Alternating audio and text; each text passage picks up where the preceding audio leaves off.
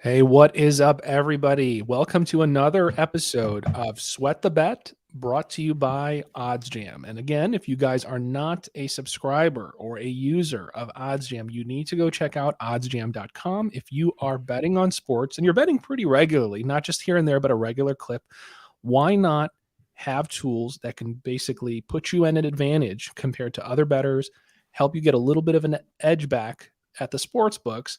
So look, check out oddsjam.com. There is no harm in checking it out. We have very great tools like easy bet trackers, easy line shopping. You get positive EV or positive expected value bets and betting alerts. So you can find the best value possible. Jump on those before the line movement even occurs. Okay. Get arbitrage bet alerts. So please check it out. Go check out oddsjam.com. Check out our YouTube channel. Check us out and subscribe to this podcast. Check us out on TikTok, on Instagram. We are everywhere. So please follow us on some medium or platform and educate yourself. You can talk to guys like Matt, like Randall at OddsJam. They're happy to kind of show you some pointers on how to use the software. So check it out, guys. I am your host, Andrew Kim, aka the Parlay Doc, with my co-host Matt Modi. What is up, Matt? Long time no see. I know it's been a full 24 hours, less than 24 hours.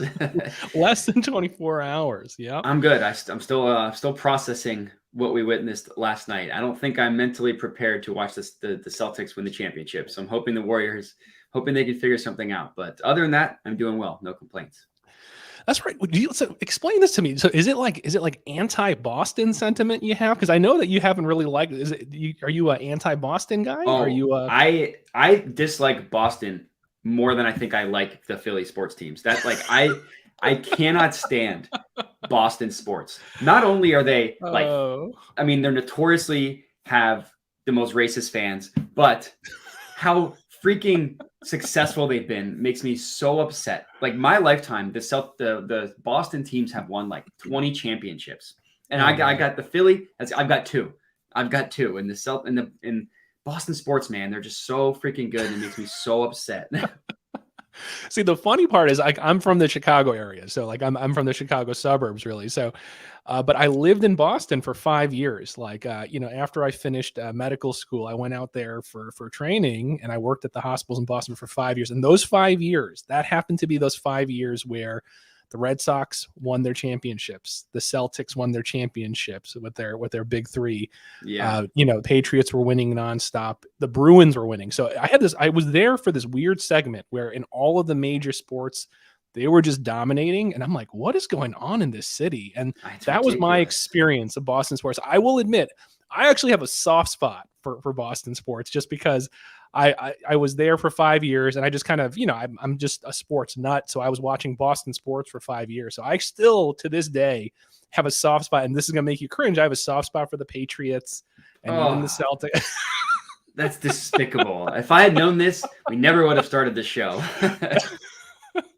So it's just funny. So, all right. Well, let's kick it off, guys. So today, what are we talking about today? We're obviously going to be talking about kind of the takeaways and the aftermath of last night's game between the Warriors and the Celtics, and like kind of some of our observations. What were the takeaways that we saw? What were the highlights, the lowlights, and where do we see the series heading, basically? So that's what we're going to start with. We're also going to go over some best bets. That's right. We got bets already, including NBA. I got some women's tennis. We got probably some hockey. I think Matt's got a couple other ones too. So that's what we talk about. We talk about finals and some of our favorite bets. So let's kick it off with our traditional sweat, no sweat segment. So I'll kick it off. So Matt, here's my sweat, no sweat comment for you. So again, if the Celtics win the NBA Finals, okay, predicated on the if they win, as it stands right now, Jaylen Brown has a legitimate shot to win the Finals MVP. If the Celtics end up winning the series, as we stand right now, Jaylen Brown has a legitimate shot at taking the Finals MVP award. What are your thoughts on that? That is a good fashion no sweat. I think that's a great point. We talked about it, I think last week, our last episode, I was saying that one of Curry or Tatum will not win the MVP. Now, I didn't think that it would be the Celtics winning the championship, but Tatum being the one not to win it. But Jaylen Brown's been awesome. He's been awesome. I mean, Jason Tatum it's kind of unfortunate for him because I feel like he has been really good. He just hasn't had quite the scoring that we're used to seeing. Like, I don't think he's had, I don't think he's had 30 points yet. He's actually been really good as a facilitator. But Jaylen Brown's the one. He had 17 points in the first quarter of game 3. I think he had 4 points in the first quarter of game 1. And just the beginning. I don't know. Can you hear me? You were going in and out a little bit, so. Okay, sorry. I'll keep this brief. What happens at the beginning of in the first quarter, I feel like, is what people remember the most. So Jaylen Brown being the MVP, I think is a great point. Yeah, I was looking at the stats, and I knew he was doing pretty well, but he's actually on the Celtics side, at least he's leading in terms of points per game, 22.7. He's actually leading in rebounds, tied for first with 7.3 rebounds a game. So he's trailing Tatum, who's been playing the role of facilitator. But so it's not even just from the eye test alone, but if you're actually looking at the stats, he's actually been pretty damn consistent last series and even so far. I mean, obviously we're talking about finals, but even in this series, he's leading in 2 of those major kind of statistical categories. So it'll be interesting. Again, who knows? I mean, the jury's still out if Warriors are going to win, Celtics are going to win. But yeah, I mean, my thoughts were, some of the value has been lost at this point, obviously. I can't remember what it started off at, but the last time I checked, I think Jaylen Brown is sitting somewhere around plus 410, plus 420 on some books, I believe, for Finals MVP. I don't know if I'd really take it now that the value's been crushed a bit. But look, it's just an interesting case, and it'd be pretty cool because I think when people think of the Celtics, they automatically think Jason Tatum. He's the next superstar. He's going to take the next step. But Jaylen Brown's been really consistent this postseason, and he gets his praise, he gets his attention. But if he continues this play through the next few games, if the Celtics can pull it off, I mean, he's really going to be this like unsung hero where he's kind of seen as the 1A, but he's been pretty damn consistent. So yeah, that's a good stat about him being the leader in rebounds. You wouldn't have expected that with I feel like Tatum gets a lot of rebounds. Obviously Horford and Robert Williams get a lot of rebounds. So no, that's a good stat. And yeah, I mean, and he's been great. I feel like he's been their most consistent scorer. Yeah. When they needed him, like that fourth quarter of game 1, he's the one that started that whole run in that fourth quarter. And then in games 2 and 3, it was the first quarter when he went off. So he's had really high profile, monster quarters that have helped the Celtics. So yeah, I don't hate it. I think that's a good one. Sure. So what do you got for me, Matt? What do you got? So mine's not finals related, but it is NBA related. This is mostly towards the offseason, but I think the Utah Jazz will end up trading Donovan Mitchell. So I think it'll probably be between him and Gobert. And I think that they will end up trading Donovan Mitchell. Oh, man. Yeah,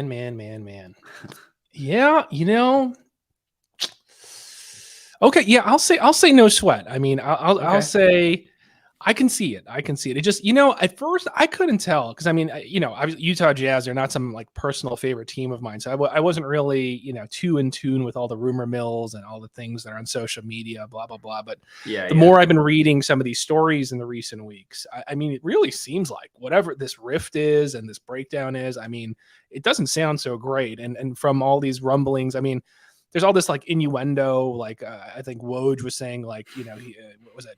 Mitchell's disconcerted, or I mean, who knows? I mean, but it sounds like there is a problem. So I guess look, this is NBA is a superstar dominated and driven league, right? So if he's that disgruntled, and if those rumors are as true as they're saying, yeah, I could easily see him pressuring the team, saying you got to let me out of here, or I want to move, I want to trade, blah blah blah. So.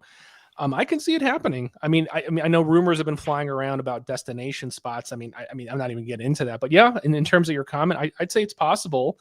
I'd just be really fascinated to see where he ends up if that even happens. I mean, what are your thoughts of? I'll put it this way: what are your thoughts of where? Forget caps and trade, all this stuff with salaries. I'm just saying, where do you think a good fit would be? Just off the top of your head. A good fit. I mean, there's been a ton about the Knicks. I think that would be a train wreck. I mean, no one, nothing's happening with the Knicks. I will say the biggest fear I have is him going to the Miami Heat. I feel like they always have a trick up their sleeve. Tyler Hero is a good young player they could offer. They have the max contracts with Duncan Robinson. To my knowledge, they have all of their picks. so they can trade assets. And I feel like the Heat just have something up their sleeve. Like they have probably only 2 years really with Jimmy Butler in like playing as well as he has been playing in the playoffs. So I think they have something up their sleeve. And to me, it's either probably Brad Beal or it's someone like Donovan Mitchell. But I think the Heat are a wild card to watch out for. Yeah, I could say, because we talked about it in our prior as awesome as Jimmy Butler was, it's just like, man, if it's not one of the nights where he's dropping 35, 40, it's tough. It's rough. Like he needs someone who can be that pure scorer. Like literally, like, here, your job is just make some buckets, get us buckets. I'll worry about the dirty work. I'll do a couple of assists, rebound, I'll do the dirty work. I think he really needs that guy who could just be the pure scorer. And we've seen Donovan Mitchell doesn't seem so invested on the defensive end lately that, he could definitely fit that role. Heat culture will shape him up, I think. There you go. So yeah, no, I can see it. I'm fascinated. I've heard like rumblings about like the Bulls and Karnisovas being interested in Gobert. Yeah, I've heard the Bulls and Gobert. Yeah. I don't know, man. I mean, if this was like Gobert a few years ago, like more in that prime of his career, like maybe, but like, I don't know if I want that as a Bulls fan, but he's got a lot of money, dude. A lot of money. Yeah. I think we just I don't know. I have concerns about that as a Bulls fan, but and that's me, like, months ago I was complaining we don't have enough inside presence, but I just don't know if I want to lock up all that money and resources for a Rudy Gobert. That's all I know. Yeah, I feel like you just have such a limited ceiling. Like you have a great regular season, and then he just can't hang in the playoffs. There you go. Yeah. Exactly. So, all right, guys, let's dive into it. Game three and the aftermath. So, obviously we had a special episode yesterday. We fired off a couple suggestions. Some went well, some not so well. So, not so much. we take our L's. So the things that went well, I think I mentioned that we were taking Celtics first half. That played out very well, -2.5. There was a little bit of a push by the Warriors that made me sweat, but then the Celtics grounded themselves again and basically just blew them out in the first half. So that went pretty well. What else went well and not so well? My DGen parlay did not go so good. It looked Curry's assist did not play out so well. I just not at all what we expected. There were, in fairness, there were about 2 or 3 layups where one of his teammates had a breakaway, clear path to the rim. Curry found them in rhythm, and then unfortunately they just got fouled. And rightly so. The Celtics don't want to let him get an easy bucket. So there was about 2 or 3 assists, unfortunately, that got taken away. But even if you added that, I think he would have been stuck at like 5. So he would have been right under the line of 5.5. So it just wasn't happening last night. And then the game script, unfortunately, they were down, so they needed him to be in scorer role, right? Just he needed to just go unconscious and just start hitting threes. So obviously he's not going to be in facilitating mode. So it's just even the game script itself really didn't lend itself to him being in that facilitator role. So yeah, and I keep thinking the Celtics are going to be much more aggressive about getting the ball out of his hands, but they haven't been. And like, I mean, you can say it's working because they're up 2-1, but they're not up. But like Curry's been going off, so like that part of it, like, they're not up 2-1. Because of their defense on Curry, So, I mean, I don't think they're going to change it. They're going to continue to play the drop coverage. Robert Williams seems to play that a little bit better than Horford does because he's just younger. He's got a longer reach. He's just got a quicker jump. Horford, it doesn't make sense to me. He just he drops so far on those Curry high pick and rolls, which I never understand it. Like he hit 2 in his, like that third quarter was all because of Curry just hitting the drop, like hitting the 3 on the pick and roll when Horford dropped. They had that 4-point play. The only time the Warriors took the lead was on a Steph Curry 3 and a Horford drop. But then when they switched that and put Robert Williams in the defense, that changed everything. And that was kind of what happened in the fourth quarter. Yeah, I can't remember. Robert Williams, he ended up with like 4 blocks, maybe more. It was like 4 blocks. I think he did. He was awesome. Yeah, I mean, even with his blocks. I question his availability and his mobility, like with all of his injury issues. But man, I mean, he looked good. I mean, he looked like himself, and I mean, he was very nimble, quick, like you said, playing good coverage and but playing smart, not fouling, timing things right, getting those huge blocks at times. But man, he was a beast on the inside, and then that length, blocks, 3 steals. Yep. And I just lost it. And three offensive rebounds. Ooh, yeah. That's a big game. I mean, like that's like a lot of dirty work that Yep. that showed that doesn't. I mean, it does show up on the stat sheet, but no one's looking at steals, blocks, and offensive rebounds. Exactly. But I mean, that was incredibly important in terms of how the game went.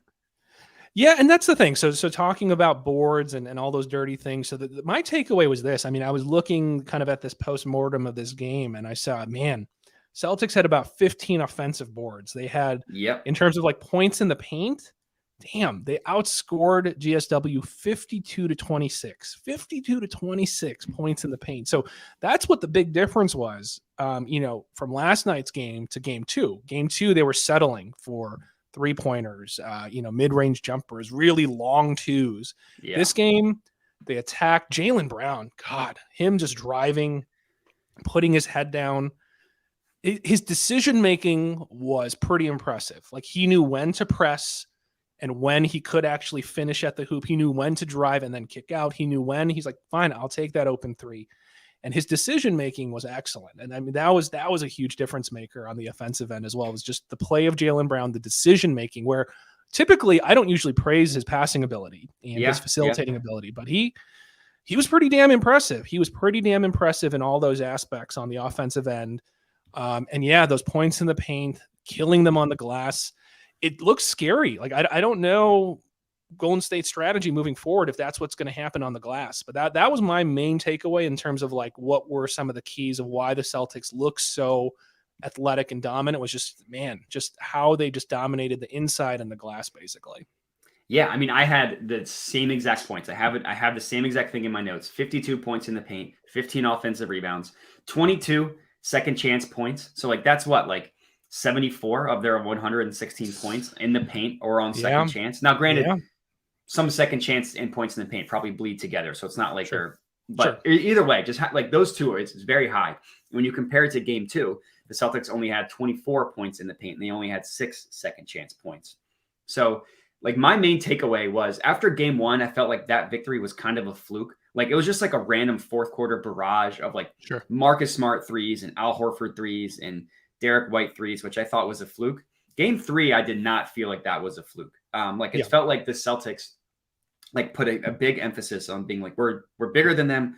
We're more athletic than them. We're just going to outmuscle them. And it worked to the point of exactly what you said, the points in the paint, offensive rebounds, second chance points. And you could just tell the offensive philosophy was different. Like Tatum was much more physical driving to the hoop. Like it's rare to see Tatum as like aggressive in terms of actually getting to the rim as he was in game three. Normally, I feel like the frustrating thing with Tatum, and we've talked about this, is he settles for the turnaround jumpers, the fadeaways. He like falls in love with the mid-range or settling for jumpers. And that was not what he did at all in game three. I also thought, no, sorry, go ahead. Oh, no. I was just saying, it was interesting because I don't know if this is just like the coach saying it in retrospect to make it fit the narrative, but like he was saying from the Celtics end, Udoka, I can't pronounce whatever his name is. Udoka. There we go. he was saying in the post game, he said his specific advice and what he was telling Tatum was that he was concerned that Tatum was just looking for fouls. He was looking to bait GSW into fouls, and he said he wanted him to stop double pumping, doing too many fakes, and just said, just drive and I want you to finish. So who knows if he just made that up after the fact to make it fit what happened. But apparently that's what his advice was to Tatum, was that he just wanted him to just go, just whatever, you live with it, you miss or you make it, but you just need to finish at the rim. And I mean, if it's true, if that was the real advice, it sounds like the coaching actually worked out. So yeah. I mean, I believe it. It just seemed like a flip was switched with the Celtics. And I think overall, it was weird to see the Warriors just get absolutely blitzed on defense like that. Especially because, I mean, a lot of it had to do with like the Celtics had different spacing. It felt like game two, a lot of it was like clogged. So it was interesting. They had like the ball handler kind of almost to the quote unquote 4-point line. Like he was a little bit farther off. They didn't have like someone in like the dunker spot, like Robert Williams. Mm-hmm. So even though they kept the lineups the same, they did a better job just in like tactically in terms of how they had spacing on offense. So yeah, it was concerning. I did think it was kind of weird. It felt like the Warriors went away with having Draymond on the guarding Jaylen Brown. Like I felt like in game two, that was like right off the bat, they're having Draymond guard Jaylen Brown, which they didn't do in game three. Now there was a couple times where Draymond was on Brown, and Brown just totally cooked him. So like you wonder how effective that really would have been. But I just thought that was interesting. So yeah, I mean, I like one of my L's I took was I had the game going under. Like in no world did I think the Celtics would be able to score with as much ease as they did in game 3. Like that I was legitimately surprised by. Yeah, it's just and again, as a Warriors futures holder, it makes me nervous because like you said, I exactly what you said.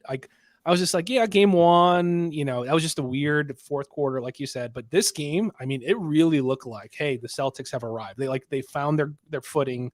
This is our identity. We are longer. We are stronger. And we're going to have more of an inside presence, and we're just going to bully you, and we're going to dominate you with our length and athleticism.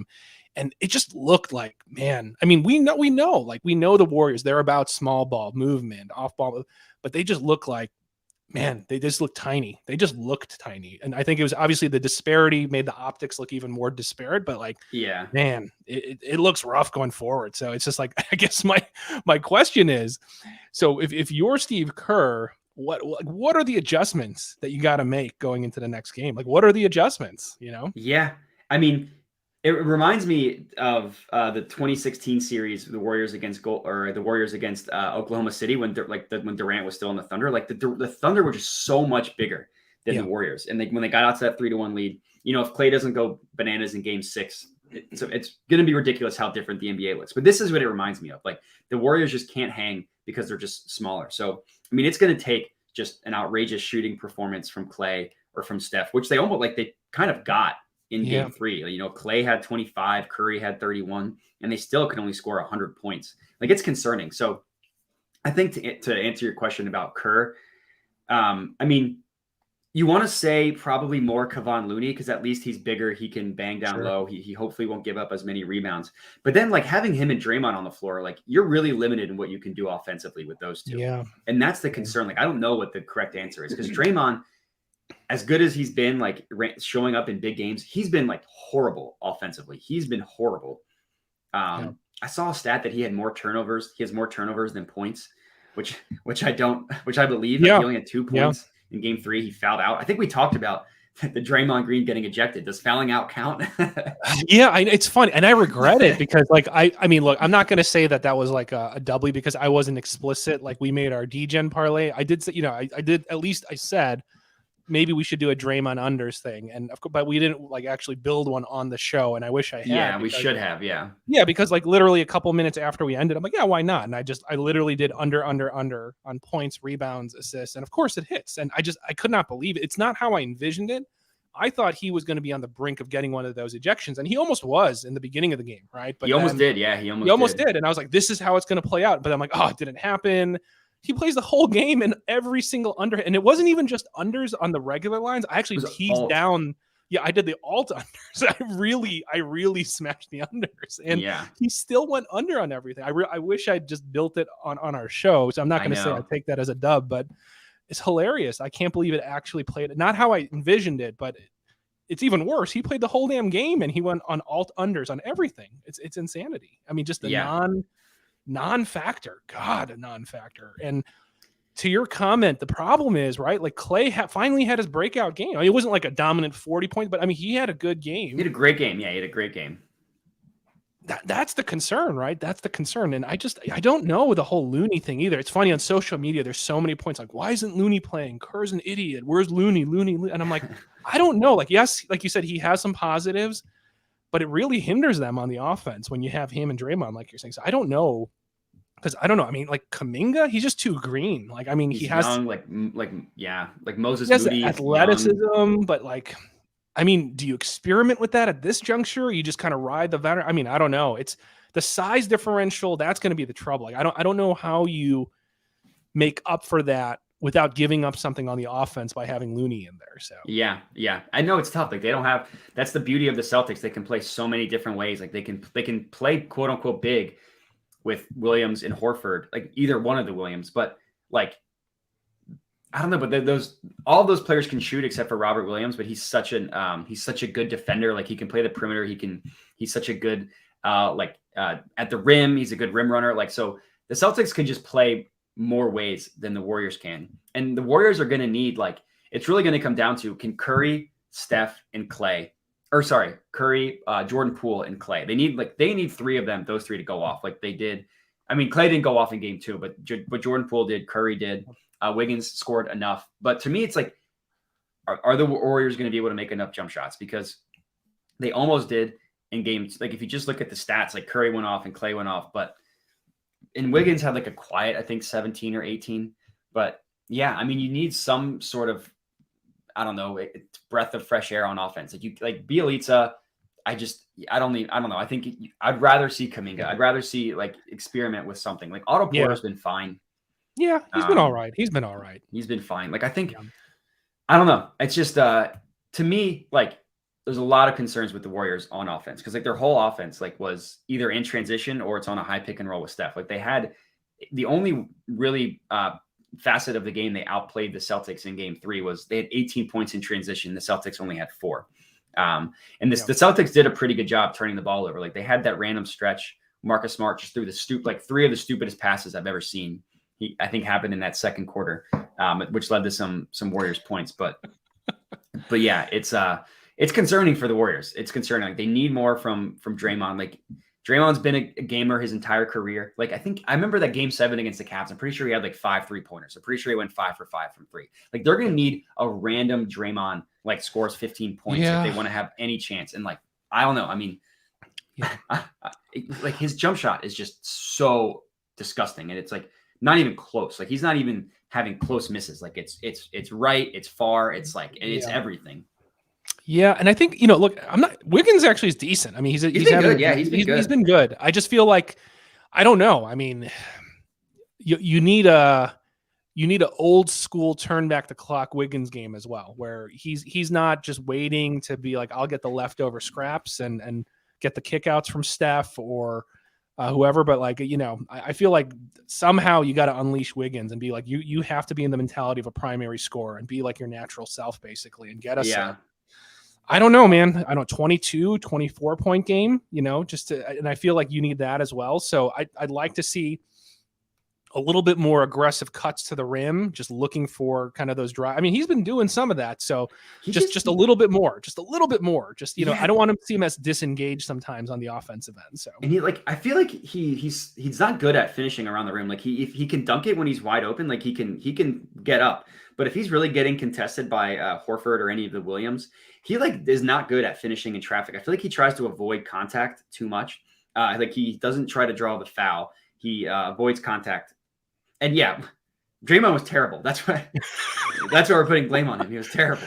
Yeah, I mean, look, as much Draymond, people who bash Draymond, you're an idiot. Draymond's a good player. Okay, he's awesome. So I would love to have Draymond. Anyone who dogs on him and, like, they put all these memes up, if you don't watch basketball, then he makes other players better. It's just, but last night, I don't think anyone can argue, even if you're a Draymond fan, he sucked. He sucked. He was terrible. Like, he had some dumb turnovers. Like, let's see, he only had 2, but I remember 2 like really dumb outlet passes.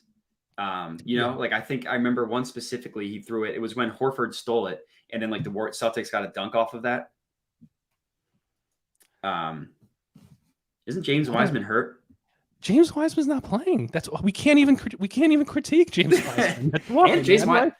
Talk about. I mean, if we want to talk about a what if, the Warriors drafting James Wiseman over LaMelo Ball. I mean, what a dumb decision that ended up being. James Wiseman is terrible. Well, I mean, they could use a James Wiseman right now. Like, this is where they could use a good version of James Wiseman. A good version of James Wiseman. Yeah, they could use a good version of James Wiseman. So, because that's what they need, right? They need athletic length. That's what they need right now. They need athletic length. So, okay. So, Matt, moving forward, again, and we might change our minds. We're humans and we flip-flop. So, who's going to win this as of today? What are your thoughts right now? Who is winning this series right Finals? Now? I mean, as much as I don't want the Celtics to win, I can, like, someone in the comments mentioning James Harden, but you can't ignore what you saw in game 3. Like, I just think that the Celtics have more answers. They can play big. They can play small. And as good as the Warriors are, there's no answer for size. I mean, that's kind of how the Cavs came back in that series. And, like, the Celtics or the Warriors of old, could hit enough jump shots and they could play good enough defense and they could make it work. But there's no answer for size. And unless they dust off Kuminga and they play Kevon Looney more and figure something out on offense, maybe they can hang. But I just think that the Celtics have too many answers. I think Celtics are just from 1 to 8, from 1 to 9. They're just better. Yeah. Oh man. As much as it pains me, and I'm going to be accused of flip-flopping. What I saw in Game 3 from a Warriors betting person who needs them to win, it's concerning. What I saw in Game 3 is very concerning, and for all the reasons you said, so I'm not going to repeat it. Just size, you can't teach that. I mean, you can't replicate that. It's just their size and athleticism. It was so apparent. There was such a disparity. And Warriors, yeah, of course they can win, and I hope they do. Good Lord, I hope they do, because I want $2,000. But you're right, though. I feel like it's going to take a 35, 38-point game from Steph with either Wiggins, Poole, Thompson scoring 25, 24, 25, and one of the other guys in that group scoring 18, 20. I mean, you're going to have a scoring barrage. And at this point, I feel like it's like you almost just have to hope that you're going to shoot from a high percentage from three. You can hopefully limit the turnovers, get a bunch of transition points. But God, the Celtics defense has just, and we've been saying it all postseason, it's legit. I mean, it is hard. It's incredible. Tough. It's tough. So I would say right now, God, I do think the Celtics are going to win, and I really wish I had hedged more on my future. I did hedge, thankfully, so I wasn't an idiot. That's good. I took your advice, and I am going to win some money, but it's definitely not going to be the over $2,000 in profit that I wanted. But we'll see. Miracles do happen, so we'll see what happens. Yeah, I mean, the Warriors were saying how in their first finals run back in 2015, they were down 2-1 in the playoffs against the Grizzlies, and they were down 2-1 in the finals against the Cavs, and they won 3 straight both times. So they did it then; they could do it now. I don't know. I don't know. I'm not super confident in the Warriors, but for Game 4, if you want to transition to Game 4 specifically, it's funny. I'm not surprised, but the Celtics are bigger favorites in Game 4 than they were in Game 3. So even though like there's the logic, like, well, the Warriors aren't going to go down 3-1. And the Warriors are literally bigger underdogs in Game 3, in Game 4 than they were in Game 3. And like, I guess we haven't talked about Steph Curry technically hurt his foot. He's everything he said is that he's going to be playing. So if Steph Curry's out, then we can everything we've talked about is just a moot point, and the Celtics are going to win in 5. If Curry's like, they need him to be the best player in the series by far to have a chance. But yeah, I haven't looked. What's the line at now for the spread? I'm just curious. Is it like minus the last I checked, the best odds, it was Celtics -4. -4. And the money line Celtics minus like in the 170s. Ooh, wow, -170s. Ooh, okay. Yeah, for money. Yeah, that's tough. But yeah, their spread, every book has it at -4. Gotcha. Yeah. So yeah, okay. So going into Game 4, yeah. I mean, right now, oh man, I mean that's a lot of juice. So I mean, if I'm gonna have to think about it, but if I were to do something literally as of right now, I actually probably would roll. I'd have to see what the first half lines are. I might just repeat what I did last game, which cash. I might do another Celtics first half. Celtics first half, Warriors third quarter, Celtics fourth quarter. there you go. Yeah, that seems to be a good strategy so far this series. So, but yeah, I'll check out what Celtics first half is. I might take that to try to get a shorter spread. But yeah, if I had to pick from like the main lines, I'd probably just roll with Celtics spread at this point and just roll with the -4 to.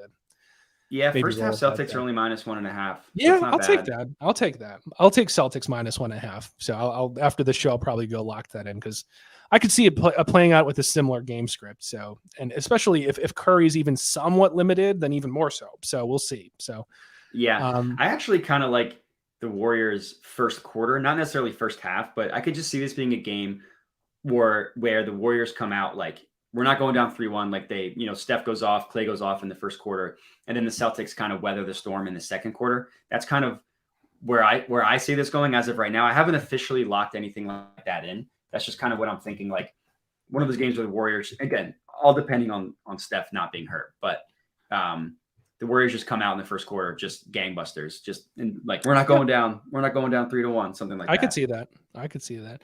And to Steven Botza's point, yeah, I think both of us, me and Matt, we sing praises for the coach of the Celtics. I do think he strategizes very well. He makes adjustments over the course of a series. So yeah, and that's the other thing. I think from a coaching perspective too, I think you have, someone who's up to the task to, be as cerebral as Steve Kerr. Sometimes I wonder what is happening in Steve Kerr's mind because he's always so blank faced. He literally modeled after some of the most boring people, Phil Jackson and Popovich. So it's no surprise that's how Steve Kerr. I never know what the hell that guy's thinking half the time. So, and he follows the same mantra as like Phil Jackson. I'm never going to call a timeout. I could literally care less. He just takes forever to call a timeout to stop a run sometimes. So, yeah. All right. So look, let's transition now. Let's talk about some bets. It sounds like we got some bets for tonight. We got some bets going into the weekend. So let's dive into it. So Matt, why don't you kick it off? What are some bets that you got for some of the listeners here and followers here watching the stream right now? Sure. So for this game, I actually did take a bet. I'm going back to the well. I took the under. It was a positive EV play on OddsJam. I got under 216. I am a sucker for taking unders because I just think that defense always ends up the defense ends up just playing like in the playoffs. It notoriously trends under. And surprisingly enough, game 3 had exactly 216 points. Like I thought it was much higher, but it was 116, 100. So it ended up at 216. So I got the under 216 and a half. I did end up betting the Warriors money line on a video because it was plus EV, but the odds quickly shifted and now it's no longer plus EV. So I cashed that out. I got a full refund. That's no longer in my bet slip. So the only pending bet that I currently have is the under 216 and a half. Gotcha. Specifically for the finals. I have other sports, but while we're talking about the finals, that's what I have. Sure. Yeah, I got a couple finals ones, so I'll start with that, and then we'll flip it back to you. So for finals, I'm actually splitting. I'm not going to do a full unit. I'm going to split half units. So for me, that's to win $50 basically. So my full unit is about 100. So I'm going to split a half unit bet on 2 Celtics players. I'm going to roll with the theme that the Celtics are going to continue the formula of what worked for them, dominating the glass, out muscling and out hustling the Celtics using their athleticism and length. So I'm going to roll with Jaylen Brown over 6.5 rebounds. That's minus 115 on DraftKings.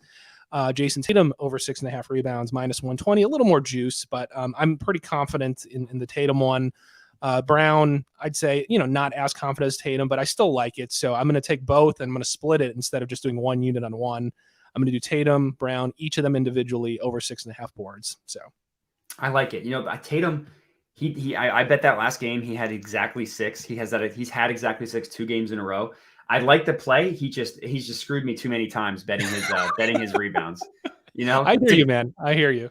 It's one of those he probably trends over that amount, but every time I bet him is when he goes under. So in my head, I'm like, he never hits this rebound prop. Yeah, no, and that's what this was not a positive EV play. It's more just the lines typically for him at this range, once you kind of get past the early money movers who are going to move these lines, I think by the time game time hit last time, it shifted all the way to minus 135 or something like that. It was really, there's a lot of line movement on that. So I just figured, look, it's not some juicy positive EV thing, but I'm like, I like the line. Yes, he hasn't hit it, but I think it's right there for the taking. So I just locked it in now because I figure same thing's going to happen by tip off. This is going to be minus 130, minus 135. So, you know how the public loves the over. So yeah, no, I think it's a good bet. It's just the typical gambler's fallacy where I've lost it too many times. Where I just can't, you know what I mean?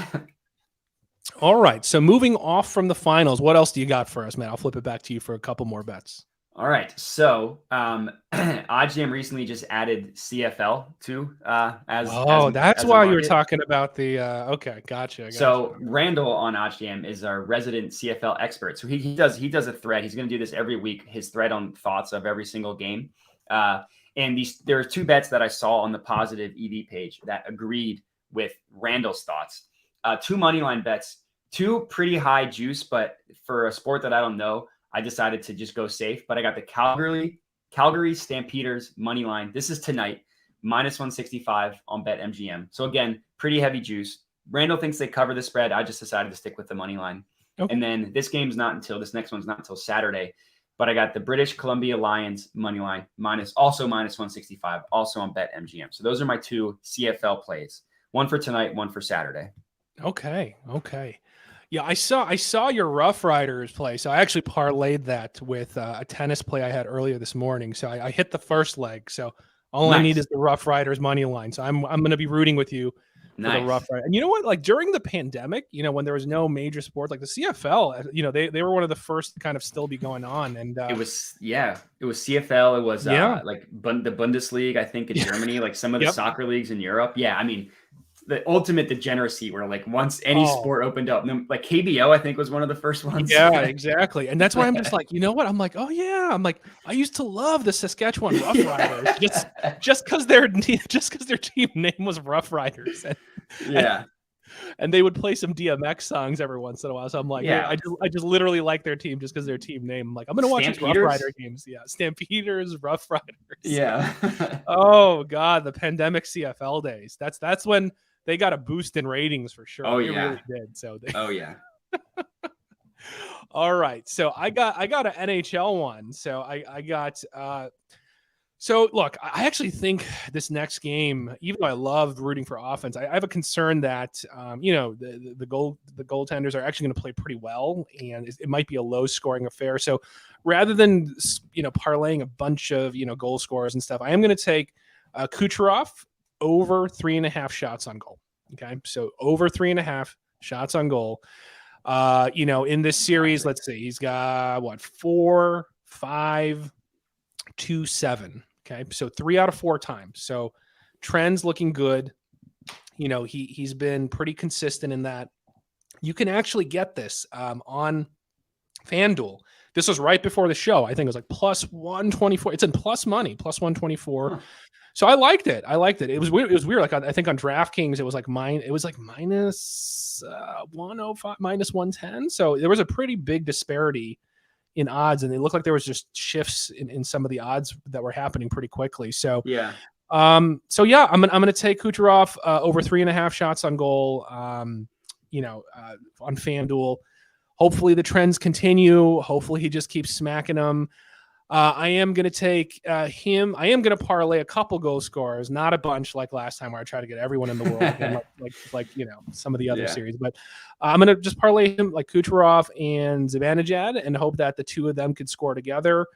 I can't remember off the top of my head what that came out to, so I'll pass it back to you and I'll let you know what the odds are as I'm looking that up, what they were parlayed together for. So cool. So I have one MLB one. This is my last bet for tonight. This ended up currently actually is no longer plus EV, but I thought it was really good value. I got Dylan Bundy to go over 3.5 strikeouts against the Yankees. At the time I locked it in, it was minus 115 on MGM, and no other book had it even like below minus 130. So I thought it was really good value. I did look up some projections, have him at about 4.5 as opposed to 3.5. He is trending below this number, and the Yankees are obviously an absolute wagon. But when I bet it, I thought it was great value. So I put a full 4 unit on this one, Dylan Bundy over 3.5 strikeouts. But you might be able to get a better line now, because it's actually the line I got it at is actually no longer plus EV. Interesting. Okay. So it looks like, so the parlay I said was plus 65. So Kucherov, Zibanejad, both to score, parlayed together, plus 655. So I am going to take a stab at that because both of them have been pretty consistent in terms of their shooting shots on goal, their scoring chances. So I'm hoping that they're both going to, bring that home and get me a goal apiece and cash me out of fat plus 655, basically. So I like it. Last one. Okay. No, actually, one more on the hockey. I am going to take, there is a FanDuel boost for Zibanejad, Stamkos, Kucherov, or is it Kreter? See, I'm not a hockey guy, so I'm going to Chris Kreter. Kreter. Either any one of those to score the first goal of the game, plus 350. So you got the 4 studs, any one of them scores the first goal. I like that. I'm going to go ahead. I'm going to lock this in. I'm going to take a stab at that. I'm going to do the max boost, $50 on that. So, and then last one that I got going into tomorrow, some women's tennis. Cause I am that guy who bets on women's tennis. If you've been following me on Twitter, we've had a nice little streak this week. I think we've gone about, I think like 5 in a row. So we've been doing pretty well this week. So, this one though, I'm gonna warn you. This one is more of a long shot than I typically bet, is like straight long shots. So this, just warning, this one I'm only doing a half unit. I'm not going to do a full unit because I'm just taking a stab. It's more of a gut feeling. I am going to take Catherine McNally, money line, plus 250, okay, to beat Alexandrova. And I was riding Alexandrova earlier today. I bet her to win 2-0 in one of her matches. She came through, so I like her. She's a good player. So why am I going to go with Catherine McNally at a plus 250 when Alexandrova is actually playing well? So for those of you who actually follow tennis and women's tennis, of all things, so Catherine McNally, young player, not a superstar by any means, but just it's the specifics of this tournament. It's a grass tournament. She's 18-6 on grass. She's playing well. She's got an above average serve, good movement. She plays a lot of doubles. That's kind of what she's more known for. So she's good with net play, good movement, above average serve. Problem is Alexandrova, she's got a good first serve. She's got really powerful ground strokes. So it's really going to be, can McNally just find a way to take advantage of probably the edge in the movement and athleticism, diffuse some of the power, force Alexandrova to move around, frustrate her with some net play. Don't let her get into like a rhythm of just bashing baseline hits back and forth, because that's going to play to Alexandrova's strengths.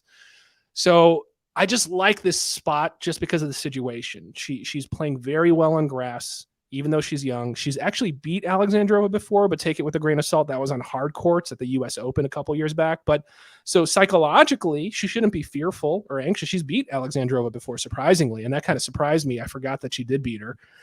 For so all these reasons, it's just a lot of things are going to have to line up. So I'm warning you, it's only a half unit play, but plus 250 underdog, McNally. Let's bring it home. Let's beat Alexandrova. Do it for me. Even though you don't know me, McNally, but just do it for me, please. And plus 250. I would highly appreciate it. That's pretty juicy. I like that. Yeah, this could flop. This could flop easily, but I feel like she's going to put up a fight. I really do. So hopefully, stylistically, she plays in a way that it'll be a little bit suffocating, force a lot of movement. If it's just back and forth smashing from way back, then Alexandrova is going to win the match easily. So she's got to really play it to her style. We'll see if it happens, but McNally, WTA tournament, plus 250 money line. I like it. I actually have one more that I forgot to mention. It's also hockey. I have the Tampa Bay Lightning team total under 2.5. In both games in New York, the Tampa Bay went under this number. They scored 3 in game 3, 4 in game 4. But I think going back to New York, I think this is going to be it's been a low scoring series. I think it's going to continue to be. So I like Tampa Bay to go under 2.5 team total. It was plus 125 when I got it. So I thought that was pretty good value. So that's one that I forgot to mention, a hockey one that I took. Gotcha. Cool. All right. Any other last minute thoughts, Matt, before we wrap up for tonight? Nope. That is it. Okay. Well, everyone, thank you again for tuning in. We appreciate the participation, all the comments, for you guys following us here on YouTube, on TikTok, on Twitter. So we appreciate the support. Hopefully we just keep churning out some good content for you. And most of all, just have fun, man. Because remember, guys, look, don't believe a lot of these guys out there who are saying, you got to pay them for a ton of money for these picks and they're going to change your life. Like, bet smart, use tools like this or something else, whatever, man. Be smart, gamble responsibly, have fun, try to make a little cheddar, okay? And enjoy it when you win, savor the wins, gamble responsibly, guys. But let's have fun most of all, or else what's the point if we're not having fun doing this, guys? So see you next time, guys. Tune in for Sweat the Bet, every major podcast platform. Check out oddsjam.com. Use some of the software tools, and good luck on all your bets tonight and this weekend, guys. All right. Thanks, guys. Have a good one. Have a good one.